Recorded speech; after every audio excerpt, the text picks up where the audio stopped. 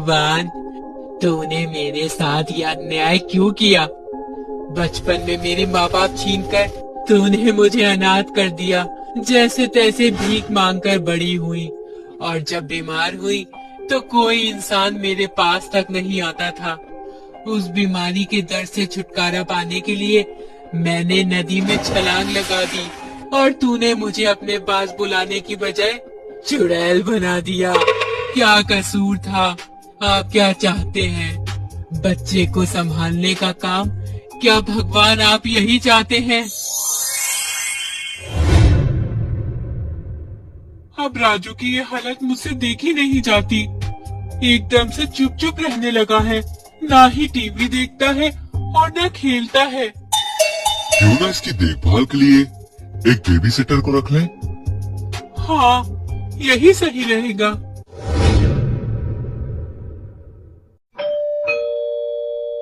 मैं देखती हूँ कौन है। आप रुकिए।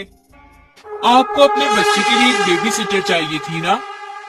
हाँ, लेकिन आपने पहले कहीं काम किया है? नहीं, लेकिन मैं आपके बच्चे को बिल्कुल अपने बच्चे की तरह संभाल लूंगी। ठीक है, फिर आप कल से आ जाना। देखो बेटा, तुम्हारे लिए दीदी आई है। ये अब से तुम्हारा ध्यान रखेंगी।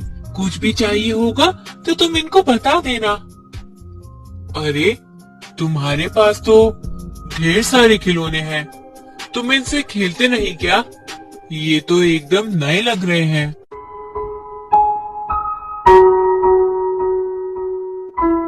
मुझे भी दिखाओ।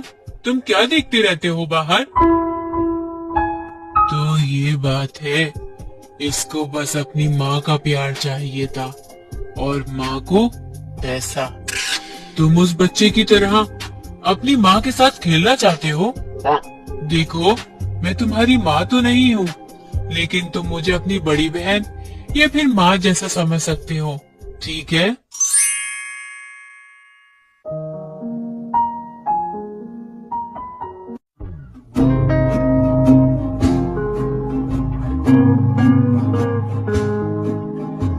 देखो, दोनों ऐसे सो रहे हैं जैसे माँ और बेटा हो।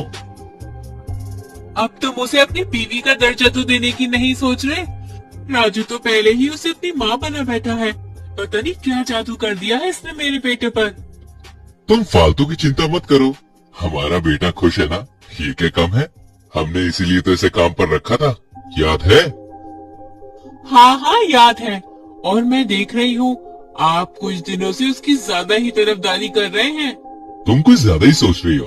चलो, दरवाजा धीरे से बंद करो। दोनों को आराम से सोने दो।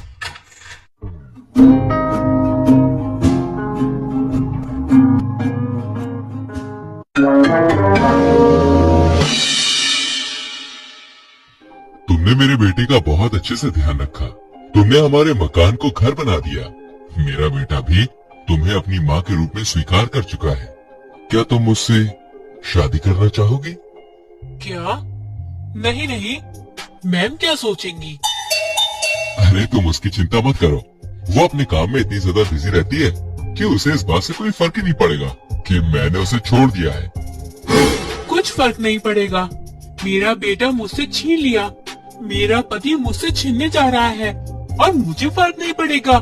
मैं अगर काम में बिजी हूँ तो अपने बच्चे के लिए, बेहतर भविष्य के लिए, ताकि उसे बड़े होकर किसी चीज की कमी महसूस ना हो। अरे, तुम्हारी भविष्य की चिंता ने ही तो राजू का यह हाल कर दिया है। उसे एक माँ की जरूरत थी, और तुम बस एक मेहमान की तरह उसके साथ व्यवहार करती रही। वो तो भला हो इस लड़की का जिसने उसे माँ का प्यार दिया। मैंने उसे हर वो खिलौना ला कर दिया जिससे वो खेल सकता था। यही तो बात है ना, तो माँ होकर भी राजू को कभी समझ नहीं पाई कि उसे खिलौना नहीं, उसे एक माँ चाहिए थी। अगर यही बात है तो ठीक है, कर लीजिए इससे शादी और बना लीजिए अपने मकान को घर। मेरी वजह से इतनी तकलीफ थी तो इस लड़की के आने से पहले आपको महसूस क्यों नहीं हुई? वो मैं समझ गई, आप रहने दीजिए, मैं जा रही हूँ। नहीं मैम, प्लीज आप रुकिए। मुझे नहीं पता था मेरी वजह से आपके रिश्ते में ये नौबत आ जाएगी। मैंने कभी आपके पति के बारे में नहीं सोचा। हाँ, राजू के लिए मेरे दिल में माँ का प्यार जरूर था। राजू को मैं अपना बेटा समझकर ही प्यार करती थी। आपने मुझे काम दिया, घर और परिवार दिया। राजू की वजह से मुझे माँ होने का एहसास मिला, जिसे मैं कभी नहीं भूल सकती। राजू अब ठीक हो चुका है। आप दोनों उसके माँ बाप हैं। मैं यहाँ से चली जाती हूँ।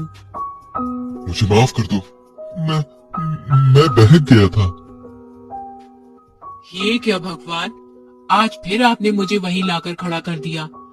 फिर से मुझे परिवार से अलग कर दिया। मेरा क्या कसूर है भगवान? मुझे किस बात की सजा दे रहे हो?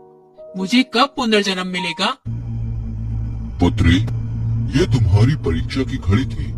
आज तुमने उन दोनों का रिश्ता टूटने से बचा लिया, इसलिए आज मैं तुमसे बेहद खुश हूँ। मांगो, तुम्हें क्या चाहिए? मुझे उसी घर में बेटी बनाकर भेज दीजिए भगवान। तथास्तु। 1 साल बाद बधाई हो, आपके घर बेटी हुई है। क्यों?